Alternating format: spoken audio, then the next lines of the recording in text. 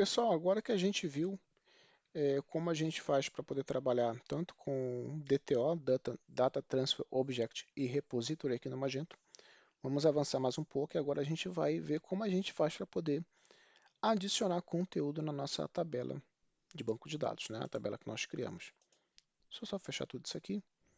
Então, aí no diretório blog, você vai criar o diretório chamado setup patch data. Aqui nós vamos criar uma classe chamada content. Falta de criatividade, vamos deixar o nosso nome mesmo, content. Aqui nós vamos dar um use na interface data patch interface, esse camarada aqui, implement data patch interface. Aí ele já pediu para a gente poder adicionar os métodos.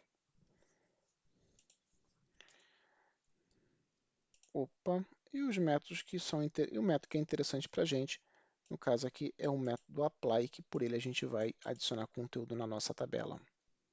Mas antes disso a gente precisa dar mais uns uses aqui.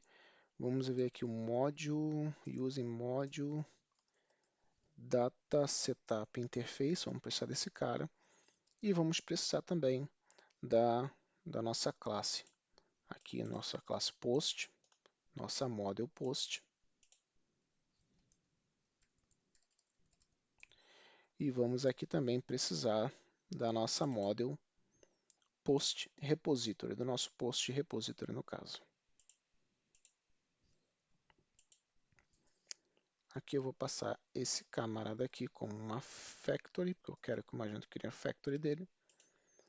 E vamos aqui, então, adicionar os nossos atributos, private post factory, private post repository, private module data setup, que era o nosso construtor. Vamos pegar aqui post factory, vai receber post factory, vou botar isso aqui para baixo.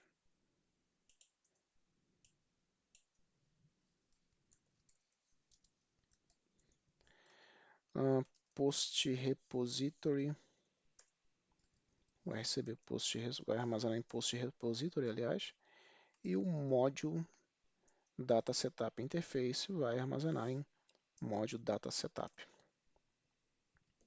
Opa. Então a gente vai dar um diz post factory, vai receber um post factory, diz post repository, vai receber um post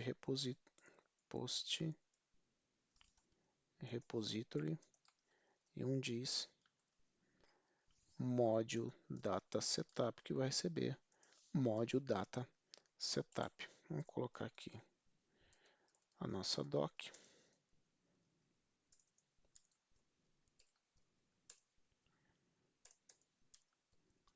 Vou colocar logo porque eu acredito que a gente não vai fazer mais alterações aqui no construtor, né? Então a gente já pode adicionar logo de cara.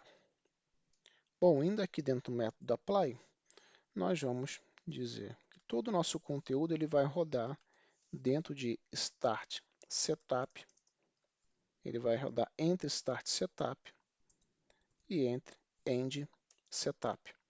Então nós instanciamos aqui a nossa interface module data setup interface de Magento Framework Setup e todo o conteúdo que vai rodar ele vai ficar entre o start setup e o end setup, beleza? Aí aqui nós vamos criar um array chamado post. Esse array vai receber, vou botar o ponto e vírgula aqui. Na posição title vai receber my first title e na posição description vai receber my first description. Deixa eu só botar isso aqui dentro.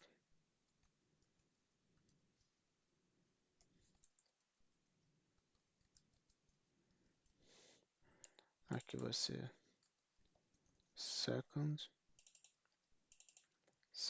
e aqui, opa, third,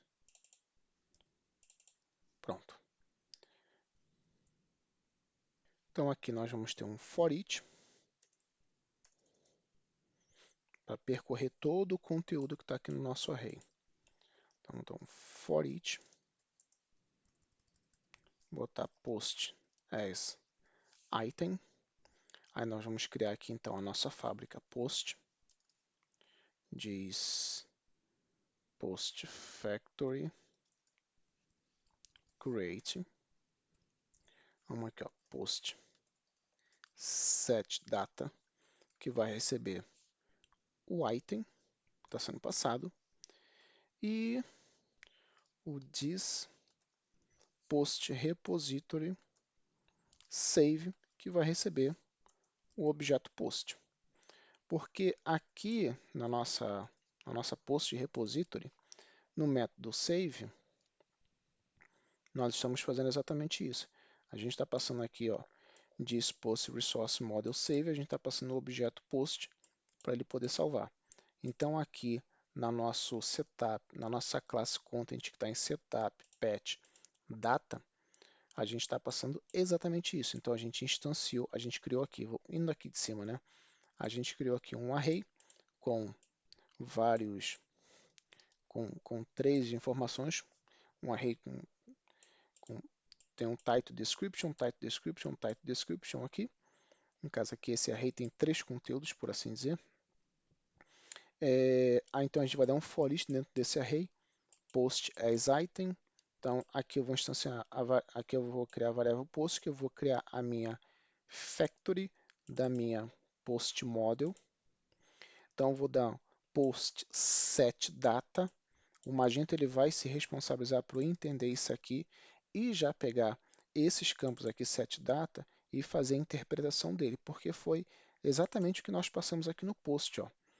Set data, ele vai passar aqui set data, ele vai reconhecer o que ele tem que fazer. Set data title, set data description. Ele mesmo já vai fazer esse tratamento, tá? Que ele vai reconhecer aqui que tem um title e o data, e ele vai fazer esse tratamento. E finalmente um diz post repository save. E agora o que nós temos que fazer é apenas testar, né, para verificar se o conteúdo está sendo salvo no nosso banco de dados. Abrindo aqui o banco de dados, eu vou deletar todo esse conteúdo que está aqui. Eu não quero nenhum deles. Onde é? Aqui. E aqui. Pronto, deletei. Vem aqui em Select. Tá aí. Eu não tenho mais nenhum conteúdo aqui no meu banco.